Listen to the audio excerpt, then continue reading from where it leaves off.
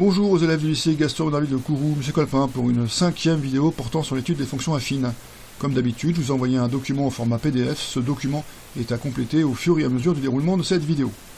Voilà, vous avez le document sous les yeux, on peut y aller, je lis le titre, retrouver une fonction affine graphiquement.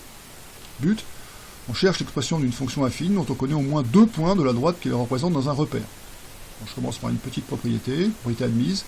On admet que dans un repère, à l'exception des droites parallèles à l'axe des ordonnées, toute droite est la représentation graphique d'une fonction affine.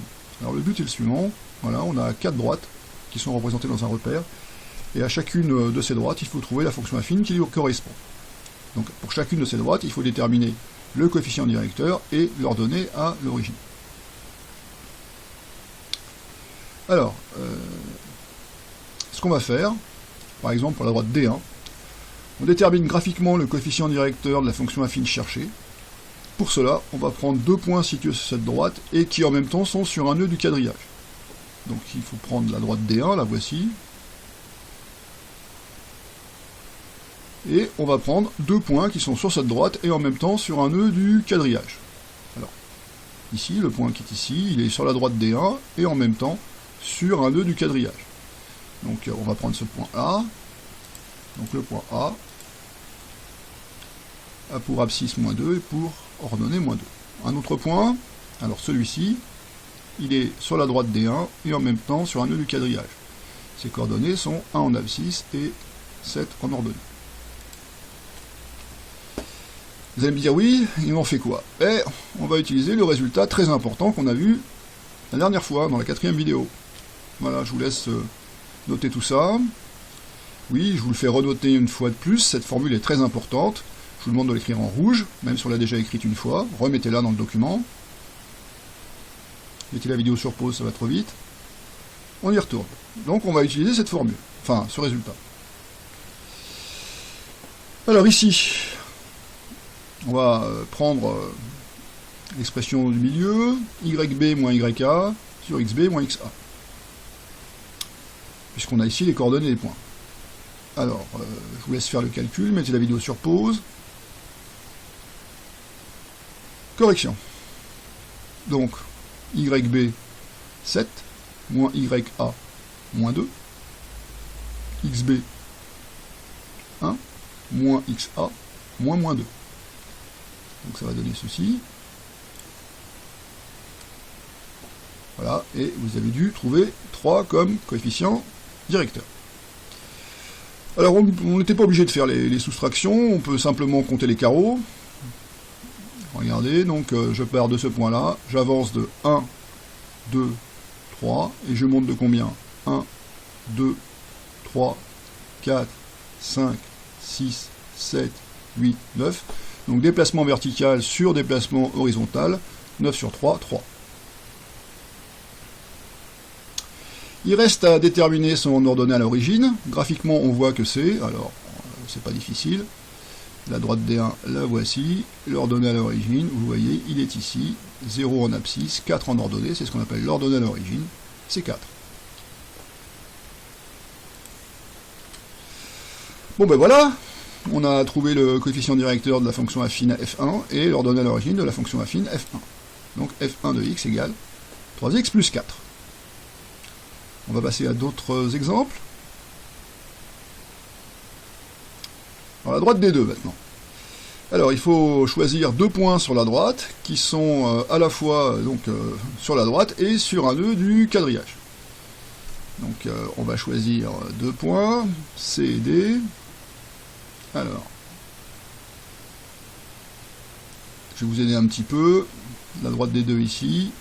Donc un point qui est sur la droite et en même temps sur un nœud du quadrillage, non pas celui-ci, hein. Celui-ci il est sur la droite mais pas sur un nœud du quadrillage, donc ici vous en avez un. Voici un point qui est à la fois sur la droite et sur un nœud du quadrillage, il a pour coordonnées -5, -1, et un deuxième point, ici, 0, 7. Donc, on complète.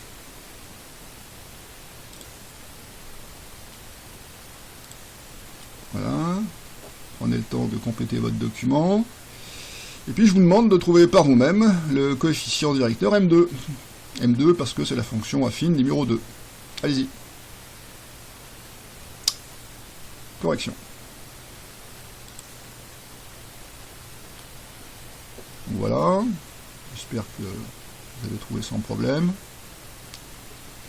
Alors on peut inverser l'ordre ici, hein. Ici j'ai fait 7 moins moins 1, j'aurais pu faire le contraire, c'est-à-dire moins 1 moins 7, mais si je fais le contraire en haut, je fais aussi le contraire en bas. Donc si je fais le contraire en haut et en bas, ça change le signe d'en haut et en bas. Si j'avais fait dans l'autre sens, j'aurais trouvé moins 8 sur moins 5, et moins 8 sur moins 5, ça fait aussi 1,6. Il reste à déterminer son ordonnée à l'origine. Graphiquement, on voit que, alors pour la droite des deux, l'ordonnée à l'origine, bah, c'est 7. On l'avait déjà ici d'ailleurs. Donc l'ordonnée à l'origine de la fonction affine f2, c'est 7. Et pour finir, la fonction affine elle-même, c'est 1,6x plus 7. Je vous laisse compléter. Mettez la vidéo sur pause, ça va trop vite. On y retourne. La droite des 3. Alors là, je vous laisse faire entièrement par vous-même. Mettez la vidéo sur pause. Allez-y. Correction. Alors, ici, pour choisir deux points qui sont à la fois sur la droite et sur un nœud du quadrillage, j'ai choisi, moi, on n'est pas obligé de faire les mêmes choix. Hein. Alors, la droite des 3, la voici. J'ai choisi le point celui-ci, moins 5, 7, et j'ai choisi ensuite le point moins 4, 5. Donc ce point-ci et ce point-ci. Voilà.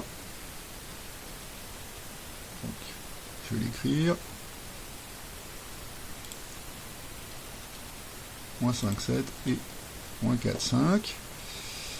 Je fais mon petit calcul. Voilà, et j'ai trouvé moins 2, j'espère que vous aussi.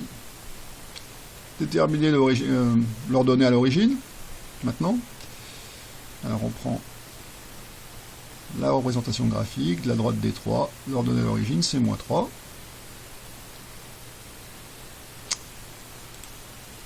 Donc c'est moins 3, et au final, la fonction affine f3 est définie pour tout x réel par moins 2x moins 3. Alors, la droite des 4. Alors, la droite des 4, je vais vous avertir d'un petit problème, c'est que la droite des 4, la voici, l'ordonnée à l'origine, on ne pourra pas la déterminer graphiquement parce que ça ne tombe pas bien sur une coordonnée entière, et donc on préférera la calculer. Mais commençons par trouver le coefficient directeur. Pour le coefficient directeur, on va prendre donc deux points qui sont à la fois sur la droite des 4 et sur un nœud du quadrillage. Alors, j'ai choisi le point qui est ici, moins 5 en abscisse et 10 en ordonnée, et j'ai choisi le point 3, 3. On va faire ça ensemble.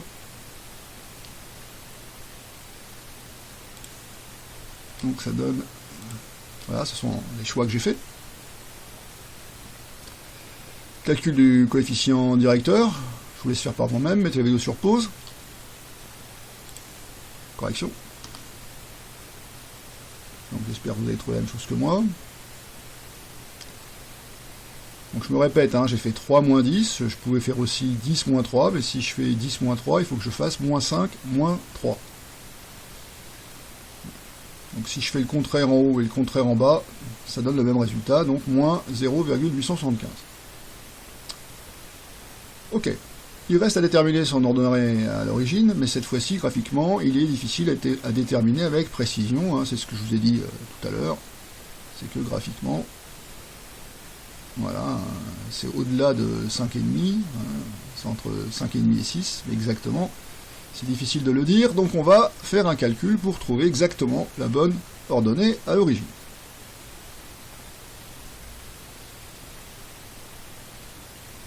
Voilà, on va donc la calculer. On écrit que pour tout x, la fonction affine s'écrit pour le moment f4 de x égale... Ben, c'est tout ce que je peux dire pour le moment, je connais simplement le coefficient directeur, il me reste à trouver l'ordonnée à l'origine. Alors pour ce faire, je vais exploiter le fait que la droite passe par le point G, moins 5, 10. J'aurais pu utiliser aussi le point H, 3,3, ça aurait donné le même résultat. Ce qui signifie que, alors là je vous laisse deviner ce qu'il faut mettre, mettez la vidéo sur pause, prenez le temps de la réflexion.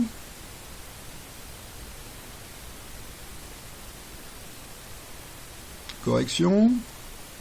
Donc n'oubliez pas que ce sont des fonctions affines, ça veut dire que le 10, c'est l'image de moins 5 par la fonction affine f4. C'est ce que j'écris ici. Du coup, cela va nous donner une petite équation. Ici, j'ai une expression de la fonction affine f4 qui est incomplète. P, je ne le connais pas. Mais je sais que l'image de moins 5 par la fonction affine f4, c'est 10. Donc, en remplaçant x par moins 5 dans l'expression incomplète de la fonction affine f4, je vais obtenir une petite équation. Je vous laisse la mettre ci-dessous. Complétez par vous-même. Correction. Donc j'ai remplacé dans mon expression incomplète de f4 x par moins 5, mais je sais par ailleurs que l'image de moins 5 par la fonction f4, je sais que c'est 10. Voilà la petite équation, elle est assez simple à résoudre, je vous laisse le faire par vous-même, mettez la vidéo sur pause. Correction. Donc ici je vais faire le calcul du produit. Un négatif ou un négatif, ça fait un positif. Ensuite, donc j'enlève 4,375 de chaque côté, ça fait ceci. Et voici le résultat final. Donc voici l'ordonnée à l'origine. Cette ordonnée elle était difficile à déterminer graphiquement. Voilà, elle est ici. Donc 5,625. Avec la précision de nos yeux, ça suffit pas. D'où l'importance du calcul. Un calcul, c'est toujours plus précis qu'une approximation graphique. Il reste à écrire la conclusion. La fonction affine f4 est définie pour tout x réel par, voici, moins 0,875x plus 5,625. Voilà ce qui termine cette 5e vidéo. Dans la 6e vidéo, on repartira sur le même genre de problème, mais cette fois-ci, au lieu de faire les choses graphiquement, on le fera entièrement par le calcul. Au revoir, à bientôt, Monsieur Colpin.